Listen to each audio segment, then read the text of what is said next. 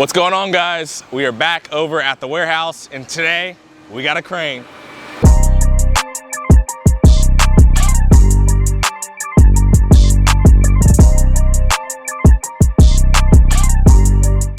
So it's kind of crazy. This is a 100-foot crane. We hadn't really used too many cranes before, and I think it's gonna be something quite interesting. Amigo! What's going on, sir? Hey, how are you? What's going on? Plumber? Okay, how's it going? Willie, nice to meet you guys. All right, so this is the crane day, right? Yeah. Thank God your idea of the not street worked out. And I told him, he's like, yeah, we can do it. I was like, perfect. Yeah, that works out. Yeah. So yeah. All right, so yeah, what do we need to do? Well, yeah, what exactly? We got the videos, it come through a little bit blurry on the Okay, thing, so. yes, let's go and check it out. We just want to get this in. The footer is going to be about here. Okay, so there's going to be a footing going this way. Yes, for that planter box. Planter box, yes, okay. Which is on the plan. Got it, okay. Yeah. So plumbing, we've got 2 bathrooms down here. We've got the kitchen. So we're gonna have a center island here. In this island, we're gonna do a prep sink. So a prep sink there. Yeah, that one right there. And you have one in the window. Sink right there, 2 dishwashers. Yeah, when I check the program, I check all these. Perfect, perfect. I guess really probably the main thing is there any deviations? Is there any deviations to the plan? The cabinet in terms of the location of stuff? Yeah, just any, are there any changes to the plan? I think would probably be the biggest thing. No. Okay. Over here, we are not doing a traditional vanity. We're doing a floating vanity. He's already marked the plumbing height, right? Yeah, the drain. He wants the plumbing 22 inches up. The drain. Yeah, the drain. Yep, 22, because they're floating. And he's marked this in every bathroom. He said basically do every bathroom 22. Toilet, shower. Now in the shower, now we might want to start. It might be on here. Oh, actually, it's it's on here. So we want to do a rain head in the center, and then also traditional head. But also, what's not on there is a one of those nozzle things. So a little change in here as well. Remember, we've got washer and dryer in this room. On the plan, it showed it here, and with a lot of 6-inch wall. However, shift, we're now doing it here. Washer dryer here. Yeah, stackable. A stackable. Okay. Yeah, Oh yeah, there you go. Stackable. Yep. Because it's camera on the other side of this wall, that's when power panel's going to get the garage. Is that okay to be that close to the panel like that? Yeah, it's because on the opposite side. Yeah. Okay. Okay. On the right side, you're gonna put it? Yeah. Okay. And then bathroom over here, the only caveat, or it's just something I want to make sure we're clear on.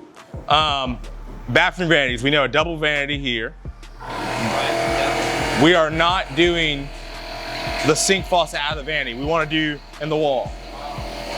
Yep, the 3, probably. Yeah, exactly. So we'll have 1, 2, 3, 4. This have 4 shower heads. Actually, we're gonna minus that third one. That's just too aggressive. So we're just gonna do 3 now. 1, 2, 3. So 1, 2, and then the center one? Yes. Okay. And then also, we'll still, I guess, allot 4 supplies because we do want to do a handle. Every shower needs to get a handle. Okay. Just because it's easier, clean, blah, blah, blah. Handle. Exactly. Okay. Yeah. We're going to go with, you've probably seen this camera. There's a spigot that's just, it's flat. It has a little piece that you can keep in the garage. Yep, they put them on that house over there. Yeah, we're going to use those outside, not the traditional, novel job. Yeah. I think at first our vanity is set up on that second floor plan. I'll let you pull that up real quick. Vanity on the second floor plan. We've got the physical copy here. Okay. It was supposed to be right here at first. So that vanity, as we see, it's supposed to be here, then tub. Yeah. Made a change. Tub still there. Right. Normal tub. Yep. Toilet here, as you see, they marked it. Oh. And then boom, we flip over vanities here. Right. And then there will be a towel shower or a towel right here, right? Yeah, that doesn't matter to them. Well, spacing wise. Gotcha, yeah. And of course, I would mark, but yeah, double vanity here. Same thing, are we doing it out of the wall versus? No, she said we keep this a regular. Only the 2 masters have out of the wall. Perfect. All right. Yeah. So we're gonna do, you got the plan. Stackables? 2, well actually, we switched up. So we're gonna do a set on this side. That's just on the ground. It's normal height for on the ground washer and dryer set. So washer, yeah, side by side, washer, dryer. Yeah, apologies, yeah. Counter space, so all this is counter space on top of the washer and dryer. Then a sink about right here. Yep. And then right here in this corner, another set, washer, dryer, but these will be elevated off the ground. So they'll be elevated probably a good 19 inches. Yeah, the concept will be like this for the right side. See where it's like elevated? Yeah. So obviously we'll have to bring that plumbing up on that side, but we'll mark it. All right, so toilet's still in there. Everything in here pretty much is the same. Yeah, I don't think we changed it in there. On this wall here's the double vanities. Floating. Floating, yeah, they're floating. It'll be pretty long as you see. Yeah. And then obviously we've got this Mondo shower tub combo. It's got a left-hand drain here. Be left-hand drain for sure? Or Yeah. Okay. Yeah. Mm-hmm. Yeah. All right. Yep. So rain shower, these two still the same. Control. Those two, so rain shower, those two, but also we're gonna be doing jets in the wall. Oh, we're gonna do that now. Yes, we're gonna be doing jets in the wall. So we have to figure out where. We're doing our plumbing plan this weekend. But we'll figure out where, and there'll be some jets in the wall in addition. Yeah. So it might be on that side, might be not exactly sure yet. We'll get the system so you'll know, but just knowing that's kind of how it is. Right, okay. And obviously it's gonna be a huge rain head. Yeah, big boy. It might even need like supports on both sides. I don't know. And I feel like with this, probably, I think it would be beneficial just to go in and get Seth or whoever's doing it, to probably get this in the plans since there's so many changes. Yes, sir. That way we don't have any confusion. Absolutely. You know, When they're here. Now it's time to go to the party floor. We've arrived to the top. We've got a beautiful view of downtown from the top. We've got a beautiful view of North Greenville Mountains. The plan is coming together. They didn't believe in us. God did. So exciting. And giving you guys Perfect. Yeah. So we got to get Justin to go ahead and depict all of that. Absolutely, absolutely. All right, so let's do Plumbing plan is this weekend on schedule. We'll show the kitchen. It's gonna be an L kitchen here. So in here is gonna be, from the plumbing perspective, there's water supply for a fridge for sure, and of course the sink, dishwasher, which of course you sink. It's going to be a mini dishwasher. Yeah, FYI. mini dishwasher, and that's it. Yeah. Fridge, sink, dishwasher. All right.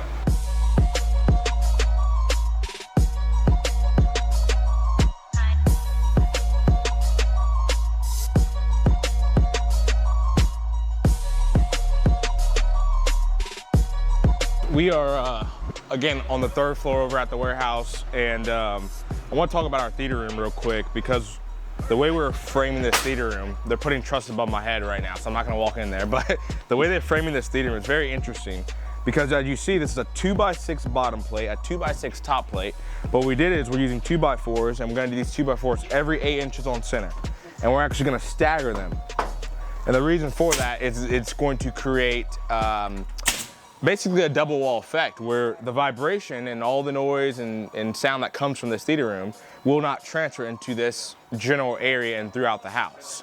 So I thought that was a pretty good framing detail that we went over in the beginning. We spent probably a good 2.5, 3 months after the plans were done just thinking about every little thing and how we can, again, go above and beyond at every stage. So, ultimately, again, the wall will be framed like that. There'll be a nice 36-inch door here. This whole wall will actually be an accent wall, and this door will be like a hidden door. So it'll be very, very unique. And then over in that corner, we're actually going to be doing a second kitchen in the house. So I know sometimes it's hard to see the vision when it's in framing stage, but stay tuned because it's going to be quite special. Guys, this is our hallway loft area of the Ware House. And look at all this beautiful natural light. These are all window cutouts. I think we're really going to do a good job on that. These railing, obviously we have temporary railing here. We're going to go back, or when it's time to trim out everything, we're gonna put glass in. Is that the plan? Glass in. Kind of a glass metal look. And just all this beautiful natural light. I think it's gonna achieve that look we're going for. Steven, what's going on, man? So, yeah, we're just like going over the plumbing plan and the trusses. It's a lot going on, You know, I called Steven, I was like, hey, we're gonna be ready for our concrete. So, come on. So garage, as you see, they're prepping us over there. They're getting all those like long pieces down. they're gonna build a retaining wall, blah, blah, blah, blah. But bottom line, we'll be ready to pour, I think. When are we gonna be ready to pour this garage?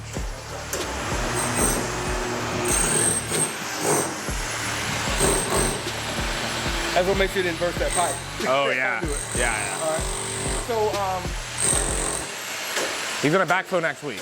yeah, I was gonna say 2 weeks. Yeah, I was like next week, but that's not realistic. More like. Okay, we got it. Following. That's fine. Yeah. That's fine.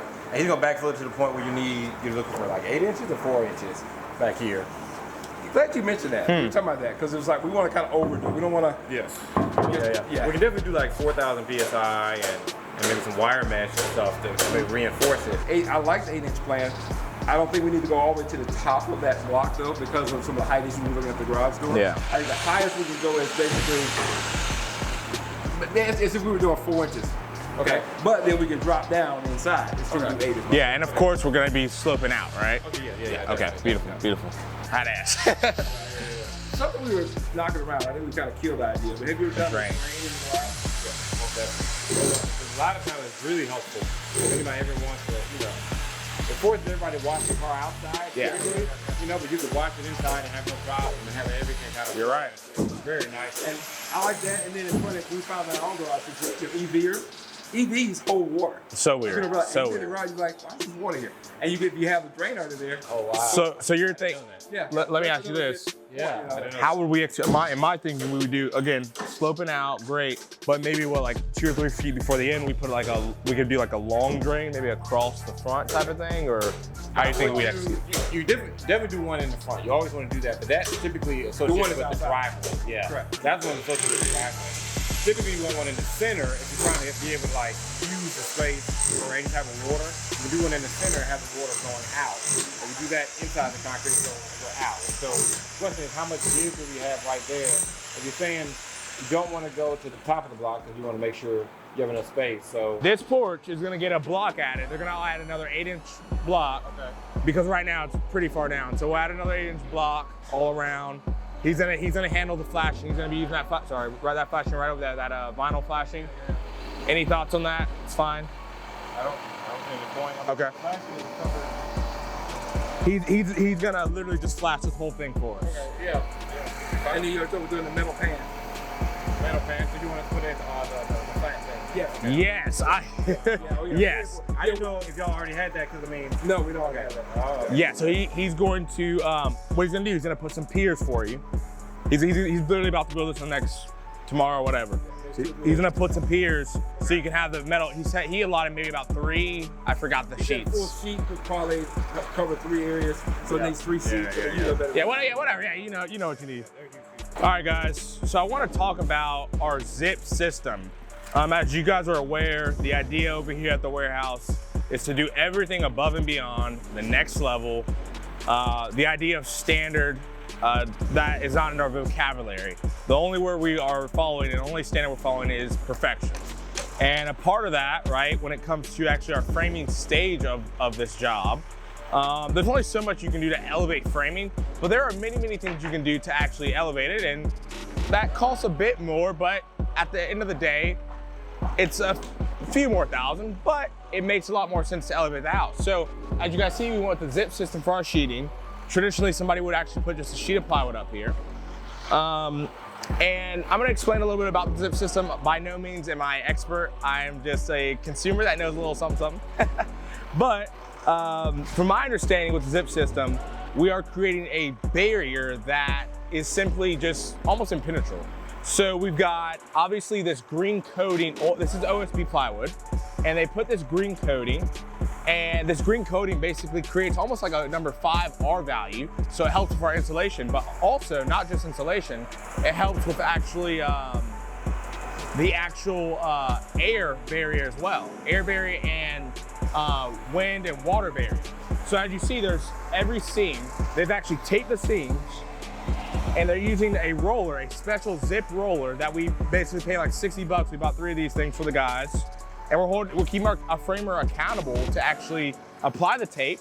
And every time they apply the tape, they actually just use this roller, add some pressure, and they roll the tape. They just roll it just like so. And the beautiful thing about that is this roller, like I said, it literally has like little Z's in it. yeah, I don't know if you can see that in the camera, but these Z's put a little indentation so you can actually verify it's been rolled. And so we did that, and literally, again, no water, air, bugs, nothing can penetrate your steams. And then we have something called Zip Liquid Flash, okay? And what Zip Liquid Flash is basically, let me back up for a second. The other day I had my painter come out, and my painter literally came out during the framing stage. Why in the world would you have a painter come out during framing? What is that? What are you doing? Well, I'm a very OCD person. I want things to look a certain way. It's got to be done right.